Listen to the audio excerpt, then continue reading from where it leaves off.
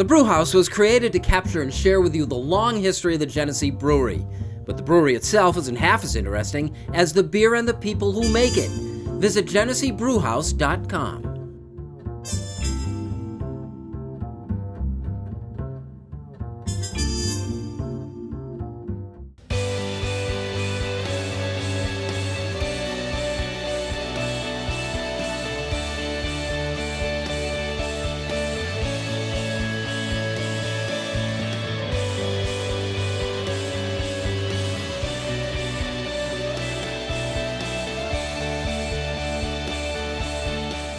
Hello everyone and welcome to the Press Box, brought to you by the Genesee Brew House. I am Dave Yates, filling in for Bill Pucko, and joining us this week from PickinSplinters.com, we've got Paul Gotham, the Dark Knight, Mike Catalana, who really needs no introduction, so we won't give you one. All right, sounds good. And of course, Duff, what are you wearing today? Well, in honor of all the things going on with the Knicks, I figured I would wear It's hard to believe that this is the last time the Knicks were legitimately relevant as contenders, the Latrell Sprewell late 90s, early 2000s teams, right? They're finally doing it right. No, they're not. They are finally doing it right. Strip it down, get rid of bad contracts, and get young players. You are teasing my unfinished business already, and I appreciate it. Okay, they're finally doing it right. He's already wrong. We're a minute into the show, and he's wrong already. This is what we call foreshadowing. This is a good thing. Let's talk. We're talking basketball. Let's talk a little bit about local basketball in Section 5. Paul, let's turn to you for this. Let's talk about some of the talent and some of the teams that we have this year. Is this about as loaded as we've been?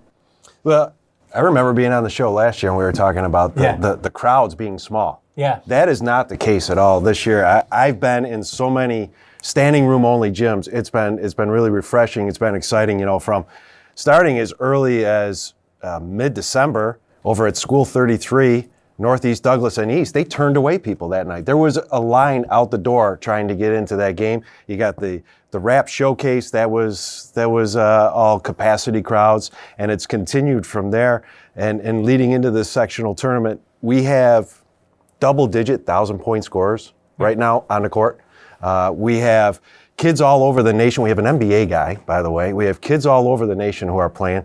We've got 3 kids who are playing right now with Division I offers already. You got Taj Hill over at Hilton. You got Miles Brown, obviously, and now Kadrell Blocker over at Kearney. And I think people are just starting to really figure out, a couple years ago we were talking, Janathan Williams and Isaiah Stewart had left to go to prep school, and everybody's worried, there goes all the talent. Yeah. And now people are starting to figure out, wait a minute, there's a lot more to this than a couple guys, because when I go out to games, the student sections are full, but I'm also seeing a core of people who are going to a lot of different games. They're not associated or affiliated with any of the schools. They're just going to see good basketball, and the kids are performing. It's highly competitive, too, and I think the tournament's going to be great. And to Paul's point, man, I don't remember a time where you could stretch from, we have very good talent in high school now, but all of a sudden, you look at a kid like Drumgoole, right, how he elevated his game when he went to prep school. And, we've seen these guys do that. And I know there's a little disappointment when some of the guys leave, right? I mean, wouldn't we want to watch Isaiah Stewart play for a couple more years? But are you going to question what the kid did? And look at where he's going. He's going to Washington. He had his choice of any of these schools. And it's happened in hockey for years. Players leave. And doesn't mean there isn't great competition here. And then some of the other guys have stepped up. So I'm with Paul in terms of starting from the high school level through Division I colleges. And look at some of the players that we have there, and then you go on to the next step. And now we're touching the NBA. We got Thomas there, and it's only a matter of time before Stewart. So I think it's a great time for high school hoops. I do have to wonder, though, and you guys would know better than I, if the talent has always been there, it's just a rising tide floats all ships. Like, for example, you can go back to 2002, right, when McQuaid started doing all the things that they were doing, and they had their major players that leads into Jack Leisure and things like that. And now that coaches are seeing that there's legitimate talent here in Rochester, like when Tyler Elf, when he did his thing back in the day, goes off. It wasn't because he was playing against subpar talent. It's because he was a legitimately good basketball player. The example I'll give is a kid named Christian White. He played basketball at Aquinas. He went to a small school to play college basketball and then ended up earning a scholarship at Syracuse University. And he played sparingly, but that's a kid playing major college basketball who kind of got overlooked by absolutely everybody else. When kids like that start getting opportunities at big-time schools, I think that these Division I college coaches are forced to now see No, what they're playing is legitimate. The competition is legitimate, and I think that more of these kids are getting a better chance on a bigger stage than they would have 15, 20 years ago.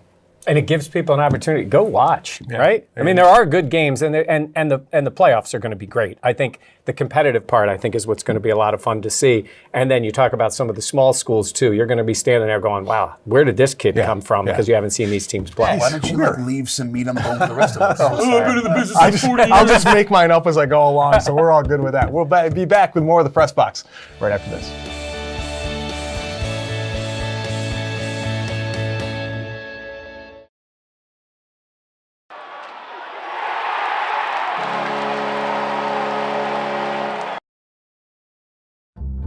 The Press Box is brought to you in part by Bay & Goodman Pizza, a local Rochester favorite. Corner of North Winton and Browncroft, Bay & Goodman Pizza. And welcome back to the Press Box, brought to you by the Genesee Brew House. I am Dave Yates, and we're going to turn our attention now to the NFL. We're going to turn our attention to Cleveland and Duff. We're going to turn our attention to Mr. Kareem Hunt. Okay. Signed by the Browns. All right, so let's put aside everything about the crime and how that affects people, what they're thinking about. Let's just look at it from a strictly football point of view right now. I've been trying to figure out for the last couple of days what the benefit is for the Cleveland Browns to make this move, and I can't figure it out. You sign him to a one-year deal, but he's on the commissioner's exempt list.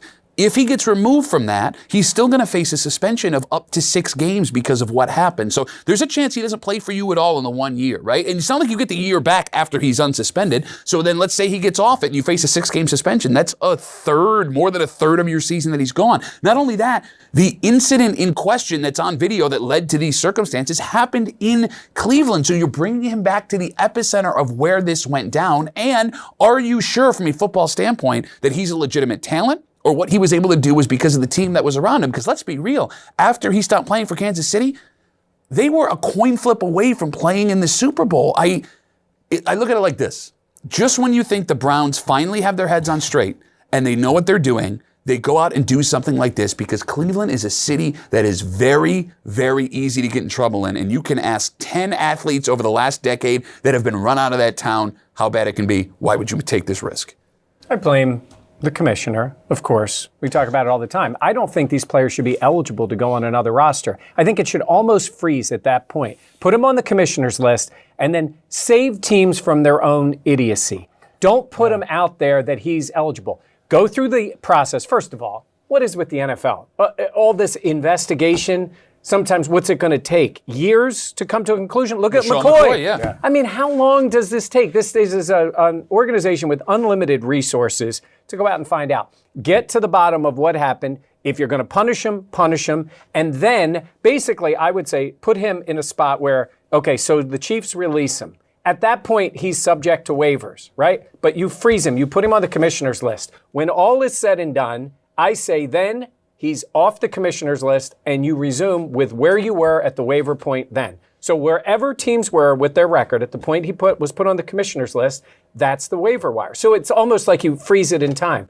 What you've done is allow Cleveland to do something that I guess it could end up being a great football move, right? This could all get pushed aside and he ends up being a great player for him. But from a public relations standpoint and from, again, he hasn't gone through this entire process yet. We don't know what ended up happening. Just when you think Cleveland was starting to put it together, they go and do this, and it doesn't make any sense at all. But you know what? There's people around the NFL that won't say it publicly. They're like, oh, that's a smart move by Cleveland. Okay. Because because they know the way the league is. Yep. They know the way fans are. Okay. If the guy's on the field, I'm not saying I don't want him on my team, but I'm not running the Cleveland Browns, and it could end up being football-wise a good move for them. So we talked about this on the break room earlier this week, and I had said, listen, I was relieved when I saw he signed with the Browns because there were words, whispers that maybe he shows up in Buffalo, and I'm sick of having to compromise my ethics to cheer for someone, right? Like I don't, that knee-jerk reaction of throwing my hands in the air and, oh my God, we scored a touchdown, and then, oh, it's him. How do I feel about this? And even further, we get phone calls from, guys listening to the show saying, well, if you win, everybody forgets. And that's true to a point. But if you lose, it makes that decision you made 1,000 times worse because not only are you not being successful, you've compromised your ethics to do it. And there are people that care about ethics that buy season tickets and jerseys and pennants and mugs and things like that. Schools will take a chance on a young guy because they want to help him out and make him a better kid. He happens to be 6'10" and can run the floor. Yeah, what, did you right? Jared Tarkanian now? Is that Yeah, what you're doing? exactly. All right, we are back with more of the Press Box brought to you by the Genesee Brew House right after this.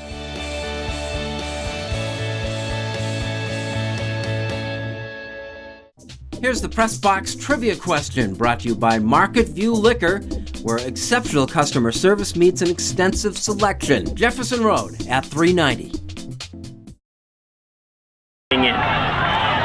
Today is all about belief. Right? It's not enough for me to believe it. It's not enough for Coach Hill or Coach Barsham to believe it. You have to be the ones that believe that you are capable of running the way that we all know you are capable of, and that those negative thoughts that are coming into your head, you can acknowledge and push away. What's your response to them going to be? 5 more meters, 5 more meters, 5 more meters.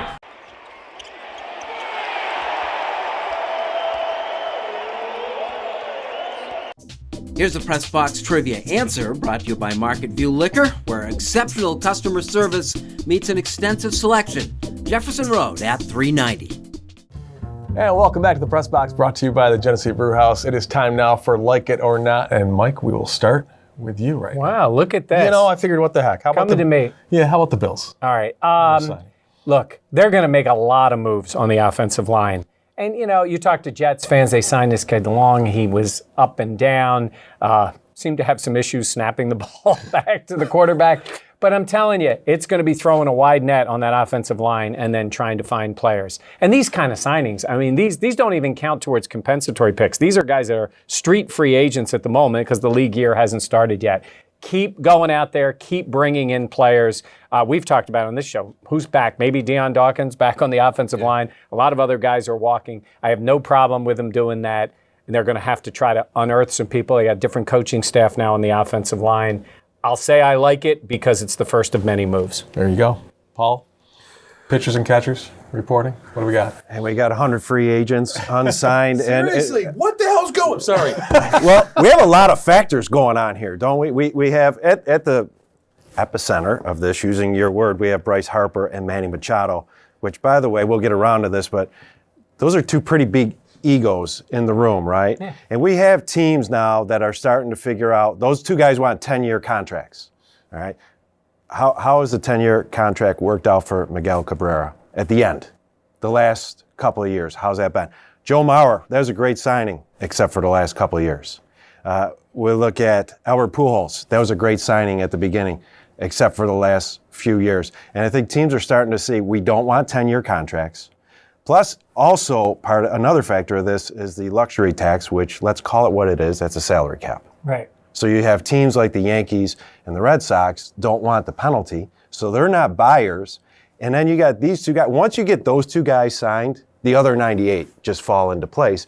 The difference in these signings, these guys are still younger. I mean, the guys who signed older, like Pujols, was a mess. I think most of these teams, if they did sign a guy to a 10-year deal and they got 6 years, good years out of him, they're going to bite the bullet on the last 4. I mean, they are young enough to do that, but they're not getting the offers they want. So they keep, and all of a sudden now Harper's meeting with the Giants and they're going to try, because they're not getting what they want. Whether it's the Phillies, the Yankees, whoever's going to put that money out there, they're not seeing it. Eventually, they have to sign, right? Yeah. They're not going to sit out that much longer.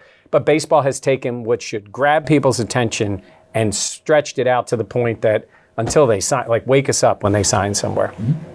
We're also talking about the difference between about $250 million and $300 million, which at that point, what is the difference? I'd like to find out. I don't think it's going to happen, though. How about the American? What is it? All-American. The American Alliance. No, American Alliance of American Football. Okay. That's right. See, it's such a big thing. I can't even. You want to talk about a league that's hype is way bigger than its actual product? Because, like, listen, I sat down on Saturday night and I wanted to watch this first game, and social media is blowing up about it. They beat the NBA primetime game Saturday night. As a matter of fact, the Penguins and Lightning were playing on NHL Network, yet this league that had never played a game before has a major network debut. And I was ready to roll. And then if you read the reviews the next morning, it was the greatest thing that's ever happened to football. It was terrible football. Like, I had fun watching it. It was entertaining. But, Mike, you watched it. You know, I can't get past that it's Saturday night. and you're watching AAF football. Your wife is a lucky woman. Oh, what were you doing? What were you doing? Rubbing Ben Gay on all the parts of your body that hurt? You old man. Listen, I mean, Mike, you know you what? It was horrible. Like, I had fun laughing at it. It was a good time, but the receivers couldn't catch. That first game, what did it end? 6-3? It was a nightmare sport. Yet, I thought you were watching the Super Bowl again. Exactly. Yet, somehow this league has a PR machine that has managed to sell a country the next morning on this is great football. And listen, God bless them, it's great, but it's not good. It's not good football. It's bad. Is bad football better than no football? The eternal question. Ask Vince McMahon. He's There going you go. again. It's But coming. I think It's this coming back. league is set up to develop players as much. The XFL will be, I guess, to try to compete a little bit more. I think the NFL's going to love this league. They're going to love it because they can cherry pick and find some players. Fans will get bored with it. If it's not good football, they'll get bored. They'll still watch, but they'll be bored with it. Well, someone will watch. We'll be back with more of the Press Box, brought to you by the Genesee Brew House, right after this.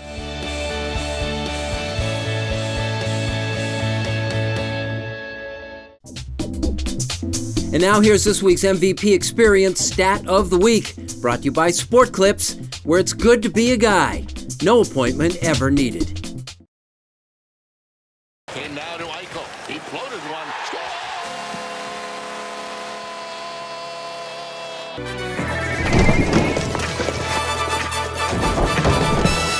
Get 2 for 2 egg and cheese wraps, 2 for 4 bagels with cream cheese spread, and 2 for 5 bacon, egg, and cheese croissants with Dunkin' Go-Tos. America runs on Dunkin'.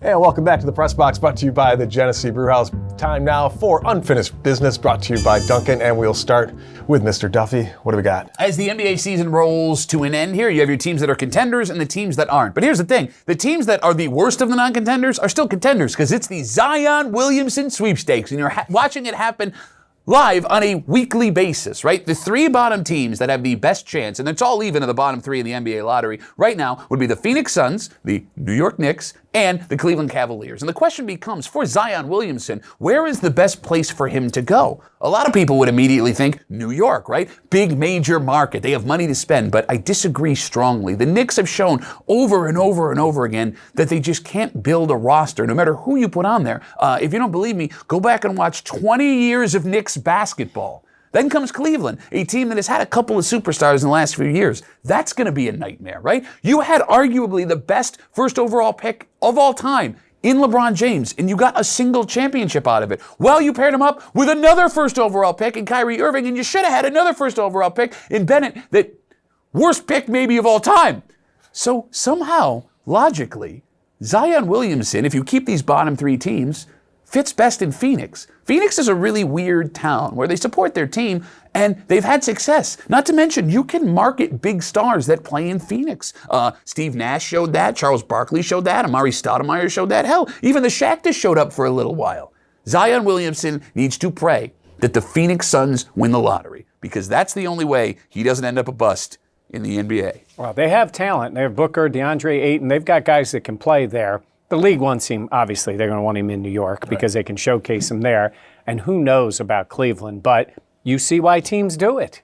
You see why they do it. And to Pat's point, that's why I said the Knicks have never really felt like they should bottom out. They got rid of some bad contracts. They're very hopeful.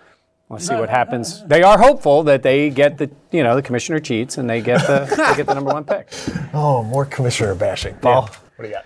Section 5 hoops. Let's keep that talk going. We got boys and girls tournament gets started this week. Best ticket in town, cheapest ticket in town. Make sure you get some. Go to those games, not to support the kids. Do it for selfish reasons because you'll be able to say around the water cooler years from now, I saw that kid who was on TV last night. I saw him playing the local hoops. Guys like Anthony Lamb, Jalen Pickett, Isaiah Carter, Isaiah Stewart, they all started here, and now they're on the national level. We have players all over the national level, not to mention the NBA and Thomas Bryant. You get a chance to watch them here. Make sure you get out and see some Section 5 hoops. All right, Paul. Do they still have water coolers?